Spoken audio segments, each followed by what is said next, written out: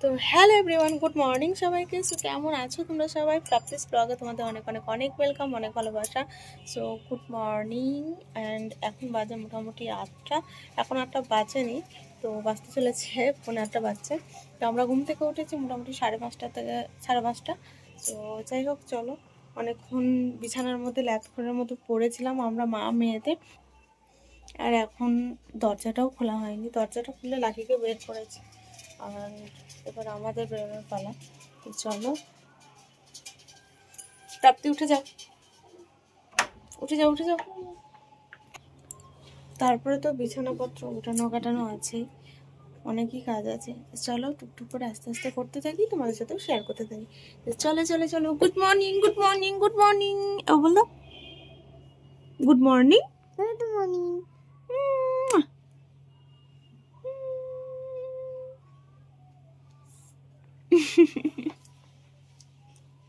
তো খুবই ঠান্ডা লাগছে, শীত তো পড়ে গেছে মোটামুটি, আর রোদের জোরটাও নেই, ভালোও লাগছে না। আর বাজেও নেই সেরকম যে রোদটা অতটা পড়বে।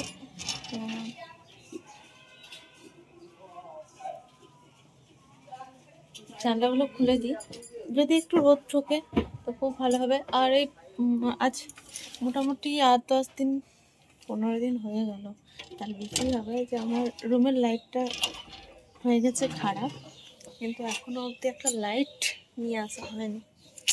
রুমটা একটু অন্ধকার অন্ধকার লাগছে, ভালো লাগছে না। তো চলো যাই হোক, কাজগুলো সেরে নিই, তারপরে আসছি আমি আবার ব্লগিংয়ে। এখন বসেছে পড়তে, আর পড়তে বসে বাবু একটা জিনিস শিখে গেছে কাল থেকে, ওর নিচের নামটা লিখতে পারছে। বাবু একবার নামটা লিখে দাও তো, শোনো। আমি মুছে দিচ্ছি।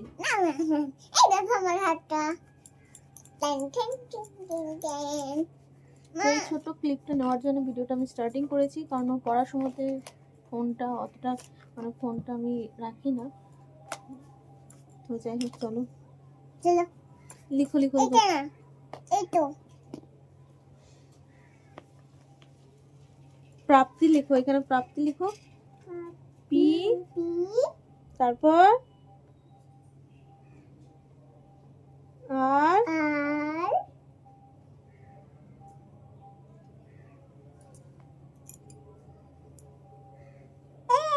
এ,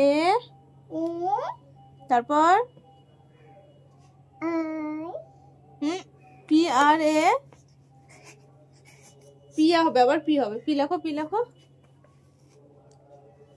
পি, পি লেখো, পি লেখো, পি লেখো, পি লেখো, পি, তাড়াতাড়ি জলদি। পি লেখো।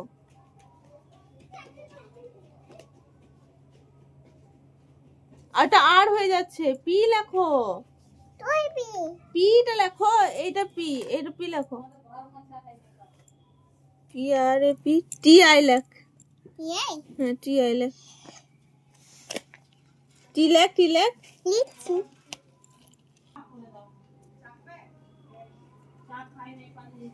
টি আই লেখ, আই লেখ।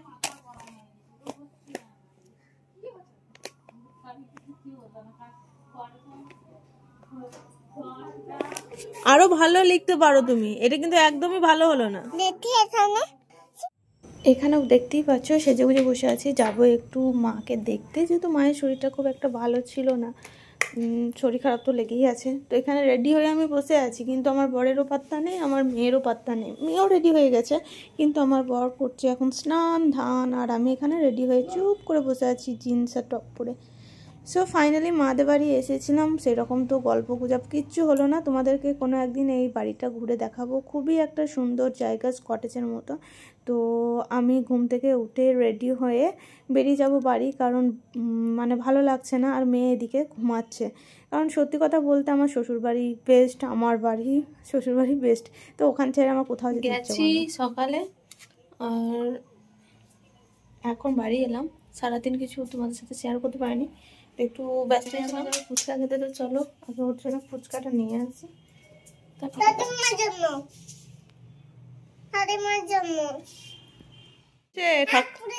ঠাকুমা এখন সিঙ্গারা বার করে দিচ্ছে আমাদেরকে, লাগো সিঙ্গারা বার করে দিচ্ছেন। গরম যে লাঞ্চ মানে রাতের খাবার হবে, এই যে বেগুনের ভর্তা হবে, বেঙ্গন কি ভর্তা, এখানে হবে আলু ভাজা, জিরে দিয়ে, কালো জিরে দিয়ে আলু ভাজা করবো, অ্যান্ড এখানে হবে রুটি। তাই আটাটা মেখে রেখে দিয়েছি, সরঞ্জাম করে নিয়েছি, আস্তে আস্তে চলো রান্নার দিকে এগোই। তো চলো।